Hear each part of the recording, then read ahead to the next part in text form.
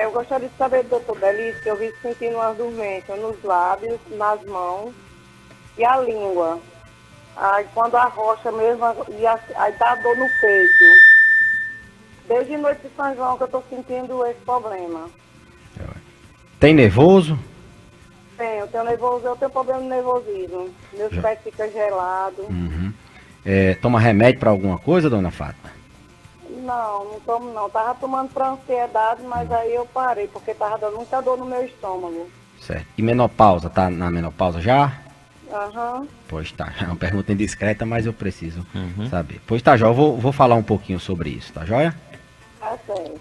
Dona Fátima tem dormência nos lábios, nas mãos e na língua. Ela disse que tinha também um desconforto na região torácica, na região do peito. Bom, perguntei se ela tinha nervosismo, porque o transtorno de ansiedade, principalmente a síndrome do pânico, ela causa essas crises. A gente, quando fica nervoso, o que é que acontece?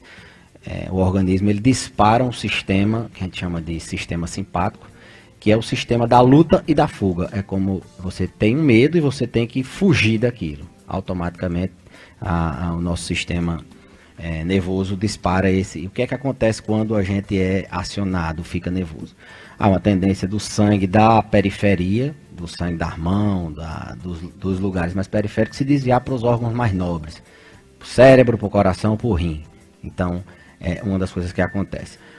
A pressão tende a aumentar, para a gente ter a ação da fuga, né, e outros sintomas. Então, quando a pessoa fica nervosa, o sistema simpático é acionado, ele é ativado, e a gente tem sintomas da ativação desse sistema. Isso é o que caracteriza uma crise nervosa. Quando a gente tem uma crise nervosa, a gente tem uma hiperativação adrenérgica, é como se a gente tivesse com adrenalina muito alta. Causa dormência, causa nas extremidades, no lábio, e causa uma sensação de sufocamento, porque o coração acelera. Isso é muito comum, João, é muito comum em pacientes que têm transtorno do pânico. Ele tem esses ataques de pânico sem fator predisponente, ou seja, sem nada aparente, né? Na idade dela é muito comum por causa das alterações do climatério. Os hormônios das mulheres vão diminuindo, o estrógeno, e elas ficam mais vulneráveis a transtornos do humor, ansiedade, depressão, insônia. Elas ficam mais lábeis, elas ficam mais vulneráveis a transtornos do humor. Então, a linha de investigação, por essas informações que eu tenho até agora, que são uma dormência, lógico, várias coisas podem dar dormência, desde doenças metabólicas, como diabetes, como taxa alta de colesterol, até mesmo hipertensão, pressão alta pode dar, doenças neuropáticas, doenças desmielinizantes, são doenças no sistema nervoso periférico, podem dar. Mas, pelo relato que ela me falou aqui, precisaria examinar, logicamente, deve ser do nervoso. Minha recomendação: ver essa questão da transição menopausal, se não precisa de reposição hormonal, e tratar a questão da ansiedade, tratar a questão do humor dela. Interessante, doutor Belício, as pessoas da terceira idade também, mas também no adulto jovem, isso parece que tem sido uma coisa muito comum ultimamente, né? Ao longo dos últimos anos, as pessoas com ansiedade extrema, né? Pessoas muito ansiosas, e o idoso parece que vai no mesmo ritmo também, muito idoso ansioso, e acaba tendo todos esses sintomas que parecem ser outras coisas, e na verdade o cerne da coisa está na ansiedade, não é? O mundo está muito acelerado, as pessoas estão querendo dormir menos, as pessoas estão mais preocupadas. O idoso que a gente diz assim, não, a pessoa idosa agora vai descansar, já viveu, já trabalhou, vai descansar, mas não.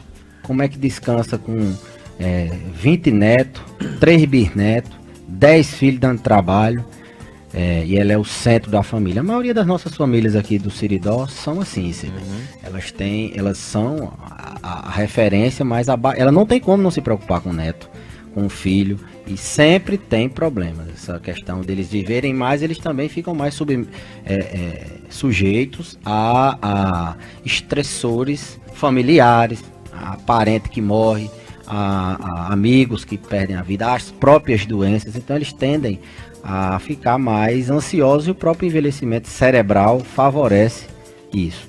Nem idades mais as pessoas mais jovens, elas estão tendo ansiedade porque o mundo está conectado, o mundo está online, está ligado. Antigamente era só o rádio, depois foi a televisão, agora é o rádio, a televisão e a internet. As pessoas não conseguem parar de ficar atualizando o WhatsApp, o Twitter, o Facebook, querem toda hora estar ligados. Isso causa muita ansiedade. A psiquiatria já tem vários diagnósticos por esses transtornos de dependência de internet. A competitividade cada vez maior, as pessoas ficam mais preocupadas com o futuro. A própria internet favorece isso. Você vê as pessoas toda hora muito bem, as fotos são sempre em momentos muito bons e a pessoa finda às vezes se frustrando se for pautar a vida por causa disso. Então tem sido, uma das causas, logicamente, tem várias outras. Mas tem idoso que consegue desligar o botão e dizer: eu agora vou descansar.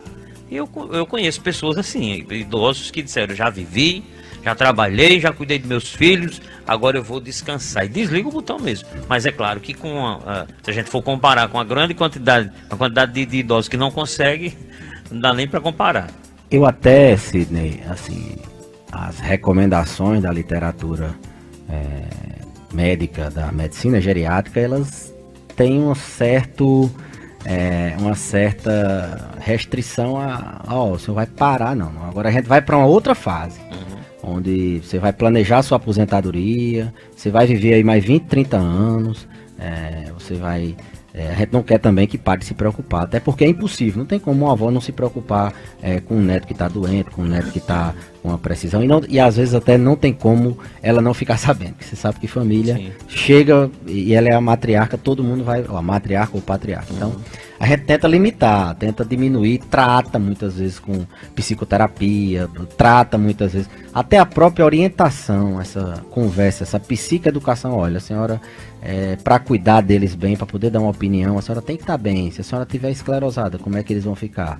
Se a senhora tiver depressiva, se a senhora tiver sem dormir, como é que vai ter uma capacidade de orientar? Haja vista que é quem tem mais experiência na família, a senhora ou o senhor, enfim. Então a gente tenta fazer com que eles desliguem o botão, na verdade diminua a intensidade, porque a ideia agora é programar uma vida ativa fisicamente, uma vida ativa mentalmente, aprendendo novas coisas, mas com o estresse controlado.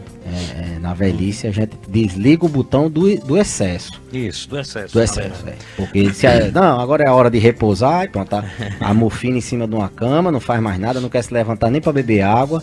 Isso a gente vê no dia a dia. Elas, quando desliga esse botão de vez, às vezes é perigoso.